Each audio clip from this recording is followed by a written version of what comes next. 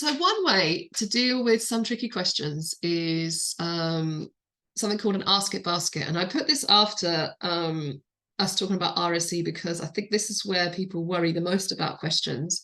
Although I think if you have this set up as at the end of every single lesson, then it's just part of the routine, and students are going to feel able to ask things about any topic that we cover, which has the potential to be controversial, tricky, sensitive. But particularly for the RSE units, I think it's a really important tool to use. You can physically have a basket or a box, or it could be a hat, or it could just be a cup. Or it could just be that you collect, it's a sort of symbolic basket, and you just collect in scraps of paper, or it could be Post-its, but everybody has one at the end of the lesson, and then they write down a question or a comment, and if they don't have one, they still write no question, so that it's not like, oh, you're writing something and you're not. Everybody's writing something, don't need to put their name on it. It gets put into the pot, and then the teacher at the end, you can have a quick look through, and if it's things you might just be able to answer, you know, it's coming up in the next lesson, great. If it is something that you think actually the head of house, or if you're in a school there's a head of year system, or someone in the pastoral team needs to know about it, you can. There might be kind of a safeguarding issue, there might be some kind of disclosure that's given. It might make you, think, oh, why are they asking this? Is something else going on outside of the school? Or it could be something that goes to the CPSHE team for the future planning, for the lessons in the future, or for when this lesson is run again the next year. If I think, yeah, if you have that set up in all the lessons that you do, it's just part of the routine, but particularly if you're doing RSE lessons, I think it can be really helpful. So what about the tricky RSE lesson questions that could come up during the lesson? So just a heads up, I'm going to show you some questions that I've either been asked or I've heard asked to other teachers in the classroom. And you know what teenagers can be like, quite frank and candid in their questions they like to ask, sometimes to shock. So I think if we're prepared for them and we think of, well, how would I deal with that? Well, then it's only going to help us, isn't it? So you might find these a bit, ooh, but I just thought I'd warn you that before we look at them.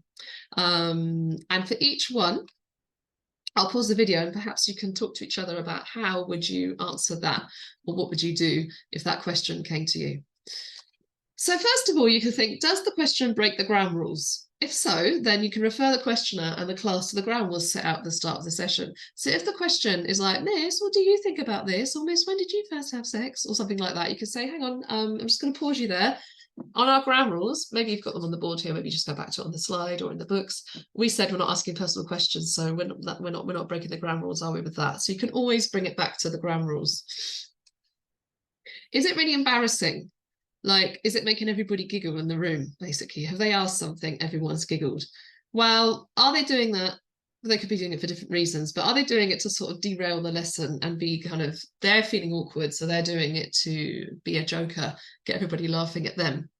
Well, then you could just say, okay, yeah, it is a bit awkward, isn't it, talking about this? Or it is, we can go a bit silly when we feel awkward about this, can't we? And just bring it back to the aims of the session. But we're doing this today because we need to make good decisions in the future and know what the consequences are of unprotected sex, in case we or a friend or, we need to know that these things are out there in the world. So just bring it back to the lesson, but acknowledge it, Yeah, it can be a bit awkward talking about this, can't it? But we are, because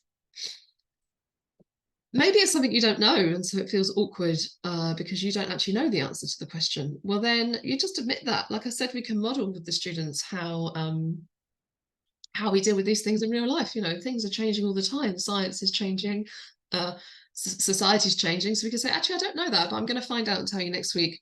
I don't know the answer to that, but I'm just going to find it out for you and let you know. So we're modeling that with them. Is it slang, silly names? Is it something, maybe it's a term you've not heard before? You can say, well, look, you can again go back to the ground rules. We're just going to use the kind of scientific the correct anatomy language used for body parts, for example. And you could say, because it feels more childish and embarrassing when silly words are used for things. And you could just say, actually, in our ground rules, we said we're going to use the proper language for things and not silly words. Let's stick to that, shall we, guys? Is it gossip or disclosure? Are they sort of saying, oh, did you know what so-and-so and so-and-so did that? Or was that what so-and-so was up to? Just say, well, look, in our ground rules, we're not talking about other people who aren't in the room. We're not talking about ourselves and our own personal things, and come back to those ground rules. And it could be that it's something that you then talk to the pastoral team about. It could be a safeguarding thing that you want to bring up with someone else. Is it prejudicial, derogatory? Is it discriminative? Is it prejudice? Well, then we go back to the school ethos and say, actually, you know, and maybe it's a chance, like a learning opportunity to say, okay, we don't use that language because, or do you know that if you use that term, it can be understood as this, or that language isn't appropriate because, and just keep bringing it back to the school ethos, which is why I had that at the start of this session. But that'd be whatever school you're in, we might have a different ethos. So here I've got 6 questions, and I'll read through them, and then we can pause the video again and you can come up with what could you say back if you were faced with this in the class.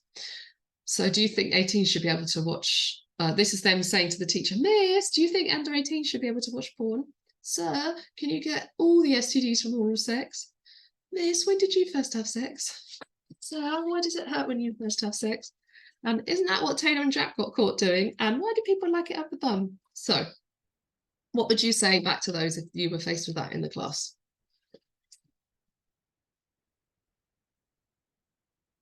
I think each of these we can tackle using the different things we've talked about so far in this session. So first of all, with this one, no personal questions. So the ground rules, you're going to say, actually, I'm not here to give you my opinion. It's no personal questions. So I'm not going to tell you what I think about this. But also you could say, and also legally, children are children until 18 when it comes to pornography. So it's actually illegal. So no, it's an illegal thing. So you can remind them of that as an opportunity to remind them of that. And then also about sexting, photos, all that kind of thing. It's quite important to be able that they know that that's the age. If it's something that you don't know the answer to, so a friend of mine was faced with this in the class, and she actually just didn't know. She was like, I don't know, can you get all of them from oral sex? Oh, and her mum happened to actually be a sexual health nurse. She was like, I'm actually just going to send my mum an email and she's going to tell us. She modelled to the class, and actually, yes, all of them can be transmitted through oral sex, and some might even be more likely, for example, herpes. So you could bring it back to that. But you could just admit and say, I'll come back next week and let you know what I found out. Again, no personal questions, you bring it back to the ground rules. Just to keep going on about it, but I think it's such a useful tool for these discussions.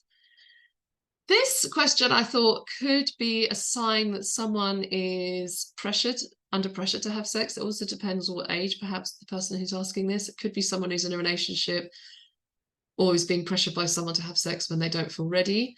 So I think that could be an example of when you might speak to safeguarding or the teacher you're with, or perhaps the head of year, is someone under pressure for that. So sometimes these questions can hint at other things, and if it's not, and it's fine, great. But if it is, then it's a chance to maybe reach out and help somebody. Isn't that what Taylor and Jack got caught doing? Hopefully you thought, well, maybe that's against the ground rules, no gossip, disclosures about people in the room talking about other people. And then finally, again, you can acknowledge the awkwardness. If people giggle at this, you can acknowledge it, and you can sort of say, we're going to talk about the correct terminology. We're not going to use the silliness. You could say, we're going to talk about it's anal sex, or there is pleasure zones in different parts of the body, and you can sort of remove it from the language. Yeah, so there's all the different tricky questions you might have. I think there's a way that we can deal with them, basically, and you can let Rachel know or me know if you've got more questions for me about that.